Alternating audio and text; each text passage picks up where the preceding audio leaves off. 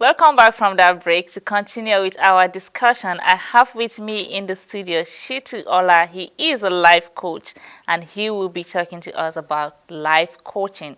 Let's know what it is all about. Welcome, sir. Good morning. Good morning. Pleasure to be here. Thank you so much. When we talk about life coach, what do we really mean? Okay, I think life coaching generally is just about how to coach people to live their life based on various situations they find themselves in. And life is always a trajectory. You're either rising or falling at any point in time. It's like a cycle.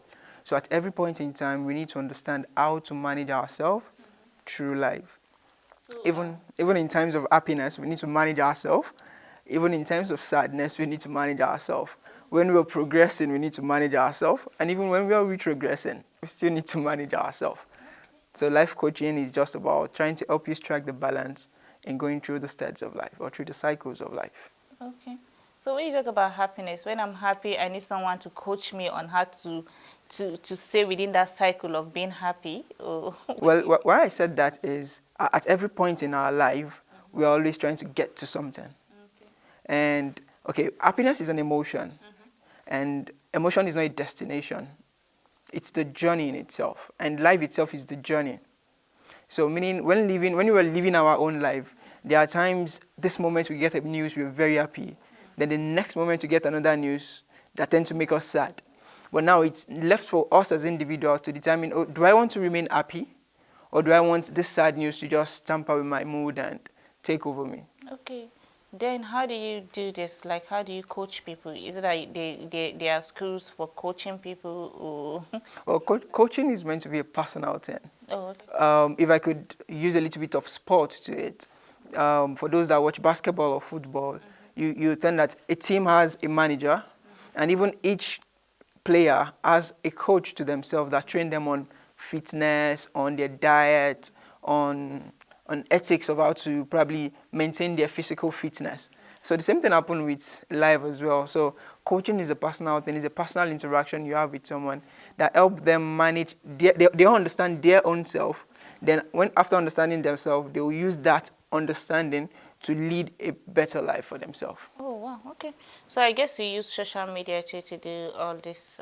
Yes, social media, yes, personal interaction, yes, and okay, COVID changed a lot of things. So initially, a lot of coaching used to be physical before, but now a lot of virtual coaching and things like that. So technology has really made a lot of things possible. Okay, so when you talk about being physical, is it people come to you to coach them or you go to people to coach them? Either ways, it works either ways at a point in time. Oh, okay, okay. I never knew like that something like that exists. I know, okay, life coach. When we talk about life coach, in my head, I feel like, okay, maybe you're coaching me on how to save myself when there's an attack or something like that. But it's a good thing, like you have expanded it and then you've explained more about it. So, what inspired this? Were you born with it, or it just came? Well, I think we are all a consciousness of our environment, and our environment always makes us do one thing or the other. I wouldn't say I was born with it, but I just had this innate feeling of trying to be able to provide solutions, not just for myself, but for others, but starting with my own self first. I was finding solutions for myself and trying to understand my own life better. Then that's why I got to stumble upon life coaching. And so it's just the ability to look into a problem, understand that the problem is just another peak of a mountain to climb and come down off it. And so understanding that itself makes it easy for me to just venture into life coaching so that I'll be able to use my own skills, my own learnings to help other people. Okay, you have like a role model, someone you look up to on. Yes, I have about two of them that I really look up to, yes. Okay, so another thing I want to know is that were you trained to coach people? Yes, yes. Oh, okay, there's a school for it? There are schools for it in Nigeria and in abroad, yeah. Really? Well, let me say the academy, because probably it's not really structured. When I say not structured, I mean not structured in the 9 to 5 classroom settings, but are places you could go to learn to become a coach. Oh, really? And even in life coaching, there are various aspects of it. There's emotional intelligence, there's anger management, there's grief management, there is there are a lot of parts. So there's trauma, so there are a lot of parts. There is fitness, there is health, there's mental well-being. So there's a lot of parts to it. Okay, so which do you specialize in? Or you? Okay, currently I do more with emotional intelligence, anger management, and fear mastery. Okay, so how do you handle anger management? Okay, like I said earlier, we are all victims of our environment, or we're all consequences of our environment. And what trigger anger in some people would not trigger anger in some other people. You know, just like we have difference in culture, just like we have difference in environment. So it's when you understand the person, you understand what triggers their anger. So when you can manage that trigger for them, you find out that they don't get angry about those triggers anymore. Oh, okay. But then, like, you don't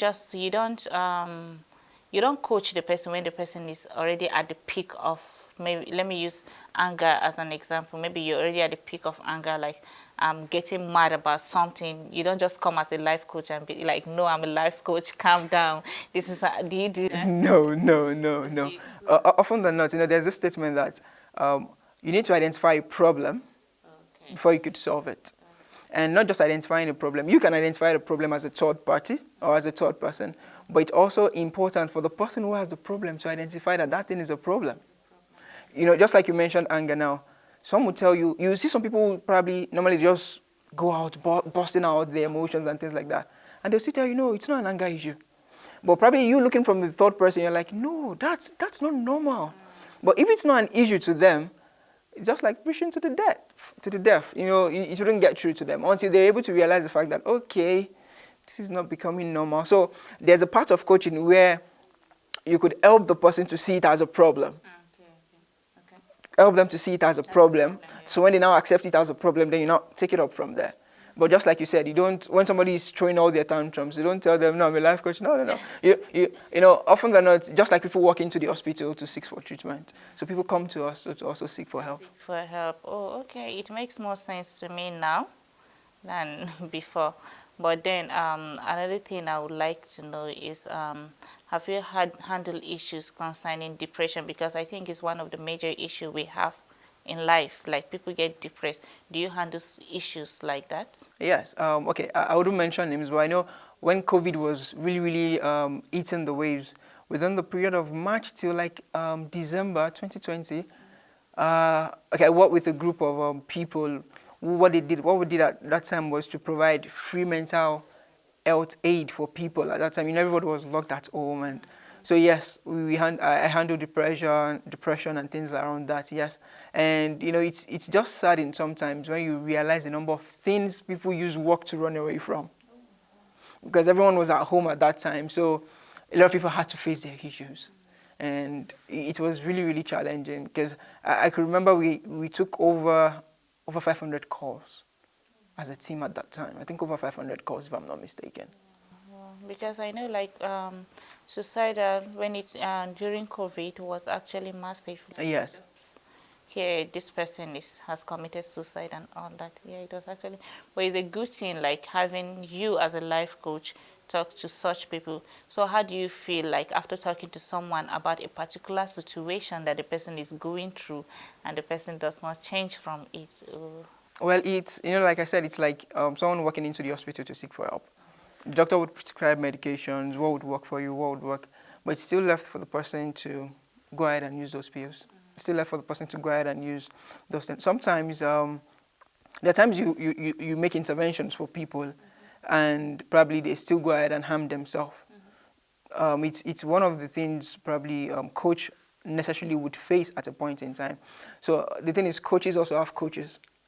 So Okay. you have someone that also debrief you, so that when situations like that happen, you don't get emotionally downcasted with them. So you also go in and get debriefed. So this happened.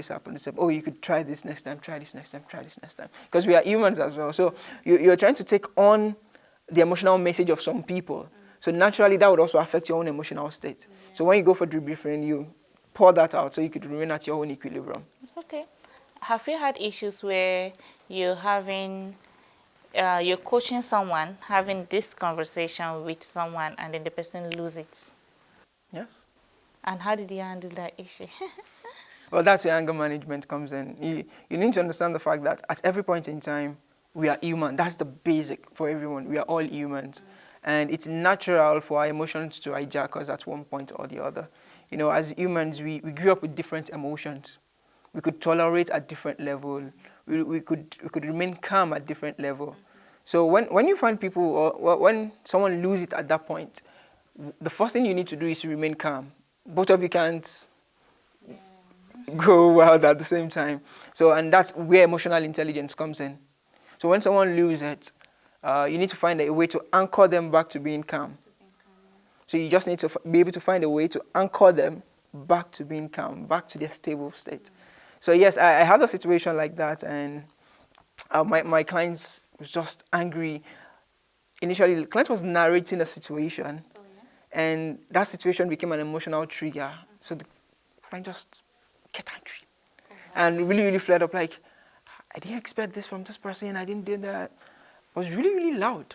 So I had to remain silent, let the person finish. I was like, can you try to be calm? So upon hearing that, I'm like, oh, I lost it. And the person was able to bring down back their own emotion. So you need to be able to anchor the person's emotion. You need, when someone is being loud and you try to interject, the person would think you're not trying to listen at that point in time. But when you could just wait it out, let the person probably get to the peak, and when they are dropping down, then you could anchor it at that point and take them back to stability. Oh, okay, okay. What about a situation where I, who is getting the coach, like you're coaching me, and then you discover the problem is actually not from me, maybe it's from the other end. How do you handle that? Well, in life coaching, we are trying to help you first. So just like you said, everyone comes from a family. Even an orphan comes from a family. So what that means is, even when the problem is not you, what we're trying to do is how to help you manage your own stability with that problem. So if you can't remove the problem, so how do you manage, or how do you deal with the problem while existing at your own very happy state? Oh, okay. Okay, I think you're doing a good one, and it's actually lovely and all that. But I would love it to, like, maybe just give a word of advice to people out there. Okay, a word of advice would be the fact that everyone needs help. Everyone needs help. From whoever you could think of as being at the peak or at the pinnacle of anything to the lowest person you could think of, everyone needs help. The help someone might need may not be financial. The help someone might need may not be emotional. The help someone might need may just be talking to people. And there's this healing power in talking. And I would say this without being reserved, that a lot of men still tend to bottle up a lot of things. We are not getting open to that open culture. Within my own line of work, I've seen a lot of women being able to open up and heal faster than men do. So I think a word of advice is find someone you can confide in, or better still, get professional help from life coaches, therapists, psychologists. Get professional help to help you handle and manage the things you're dealing with, such that we'll all be able to live a wholesome and a serene life. Okay, thank you so much. Thank You're you. welcome. Thank you for coming, and You're thank welcome. you for... Thank you so much for staying tuned. According to our life coach, if you are going through a lot in life, try to get a coach that will put you through so you don't get depressed at the end of it. Thank you so much for staying tuned. Good morning, Abuja. We'll be going on a break, and we'll be back shortly.